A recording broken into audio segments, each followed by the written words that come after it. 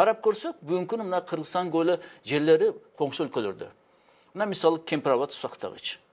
Бұл келишим түзүлүп атканда анда бизде биринчи сектор Тудахун Усубалиев эле раматылык. Ошондо келишим Шараф Рашидов менен түзүлүп, Өзбекстан Кыргызстан жерин алып туруп, биз силерге экинчи канал куруп беребиз. Суу бүргөндү массивке чейин, кадам жайга чейин. Зато бизге ушу жерди белгиле деп, өзгө менен кара суу жерин алып алган. Бул Кемпирабад. Ал жакта Ханабад, Советабад деген жерлер бар, Кыргызстандын жерлеринде. Же болсо мына Шакафтар деген жерибиз. Алда Кыргызстан жери.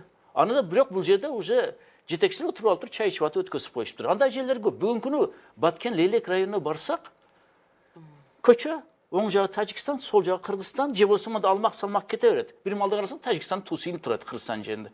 Бир кичинекей үйдү. Не десе, бул Совет мезгилинде өтүп кеткен экен. Максайга да чейин биз барып келдик да, азыр Чырчада чыгып аткан жерге чейин. Мен, Улукбек Кочкоров, Нуркамил Мадалиев барып келсек, тарыхын айтып беришип атпайбы? Эмне үчүн ушу кичинекей жер Тажикстанга өтүп калган?